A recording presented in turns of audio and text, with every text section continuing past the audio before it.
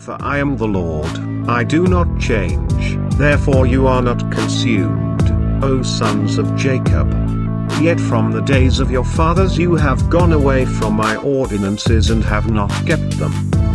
Malachi chapter 3 verse 6 and 7. Let's look at Jacob. Jacob is the clue here first. I said, Lord, what are you telling me here? See, when you study the word, you got to pray.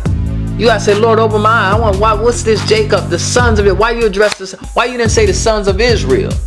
Why you didn't say the sons of Levi, the sons of Judah? Why you didn't say the sons of Abraham? Why did you specifically say sons of Jacob? I'm going to show you something interesting. Notice this is Malachi, the last book in the Old Testament. This is powerful. You want to learn something about Jacob? Go to the first book in the Old Testament, and that's in Genesis 28. Genesis 28 is going to tell us something about Jacob that many people have missed. I know you've probably heard this before, but I'm going to show you something you missed. Genesis chapter 28. Verse 20. Again, please follow me in these scriptures. Hold your place in Malachi now. Don't lose Malachi. We're coming back there. But please follow me in these scriptures, because you've got to see this yourself. I don't want to impose nothing on no one. Genesis, the 28th chapter, verse 20. Start from verse 19. It says, and he called the name of that place Bethel. And Bethel means house of God, right? But the name of that city was called Luz at the first. Verse 20 says, and Jacob vowed. Would you do me a favor? Would you circle those three words, and Jacob vowed? It says, and Jacob vowed a vow, saying, if God will be with me and will keep me in this way that I go, and will give me bread to eat and raiment to put on, so that I come again to my father's house in peace, then shall the Lord be my God. Watch this. So he's making a deal with God. Did you hear me? Jacob is actually cutting a deal with God. He said, if God do this for me, what did he say? He said, if God will be with me, number one. Number two, keep me in the way that I go. And number three, give me bread to eat and raiment to put on. Watch this. He said, so that I come to my father's house in peace. And watch this. Then, if God do this for me, this is what I'm going to do for God. Y'all missed that. Y'all missed it. You see, you got too many people thinking that God is supposed to do everything for you. What are you saying I'm giving back to God? Y'all hear me? What are you giving back to God? Huh? Jacob cut a deal with God and made a vow. The vow wasn't just what Jacob was going to do. He said, if God do this for me, I'll do this for God. What did he say he's going to do for God? Watch this. He said, bread and raiment and put on, so that I come to my father. Then shall the Lord be my God. In other words, he's going to be my God.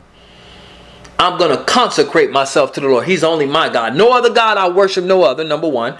And then he said, and this stone, and by the way, it was the stone that he set for a pillar, which I have set for a pillar, because that pillar was what he slept on. He slept on a stone, and you can see that in the previous verse. Verse 11. Verse 11 says, and put them for his pillows and lay them down in a place to sleep. This stone, he said, which I have set for a pillar, shall be God's house. Whoa, slow your roll. He said, shall be God's house. The stone shall be God's house. That's Bethel, right? He said, and of all that thou shalt give me, I will surely give the 10th unto thee. Now, he said, I will give the 10th unto thee. Now, I want to look at this. The context of this verse is powerful. You know why? Two things to understand from this. Do you know that nowhere before here, I'm going to emphasize this and I'm going to prove it, nobody ever gave God a tenth of everything they had. I'm going to let that digest a little bit. I'm going to say it again. Before Jacob made this vow, nobody ever gave God a tenth of everything they had. Now, some of you immediately thought about Abraham. It did not say, let's go there. Come on. Walk with me, people. Walk with me. Go to Genesis chapter 14. Genesis 14. Watch this. You never read where Abraham gave God a tithe. You do read where he gave him an offering and built an altar, but it didn't say tithe. See, when I studied this, I was wrestling with God just as Jacob did. Because I'm going to tell you how I got there. I said, I was studying tithing, and I was trying to get the history of tithing, and every time I came to Jacob, right? And I said, but wait a minute. I said, it couldn't have started with Jacob, wasn't it? Abraham. And when I got to Abraham, I saw the tithe with Abraham, as many of you have learned, right? But notice what went on with Abraham. If you look at chapter 14, verse 17, it says, and the king of Sodom went out to meet with him after his return from the slaughter of Kedorlaomer and of the kings that were with him. Okay? At the valley of Sheva, which is the king's dale, and the king's dale means the valley of the kings. That's still a historical place to this day. And Melchizedek, king of Salem, brought forth bread and wine, and he was the priest of the Most High God. And he blessed him and said, blessed be Abraham, the Most High God, of the Abraham of the Most High God, possessor of heaven and earth. And blessed be the Most High God, which hath delivered thine enemies into thy hand. And he gave him tithes of all. Melchizedek gave Abraham tithes. Now, I want to hold your place there, and I'm going to go to Hebrews. This is important to connect this while I'm here. And we're going to come back to this same Hebrews text. Go with me to Hebrews chapter 7. Because the Genesis account, many people have concluded that Melchizedek tied to Abraham, period. And that's where they stop. But I'm going to prove something to you how false and erroneous that is. Well, I'll say it's a half-truth. Look at Hebrews chapter 7, starting from verse 1. It says, for this Melchizedek, king of Salem, priest of the Most High God, who met Abraham returning from the slaughter of the kings and blessed him. Whoa. It said Melchizedek met Abraham and Melchizedek blessed Abraham. Now somebody say, well, he blessed him with bread and wine. No, because it goes on. It says he blessed him. Verse 2 says, to whom also Abraham gave. Now, like I said, one of the problems in the church is we got a lot of people who can't read.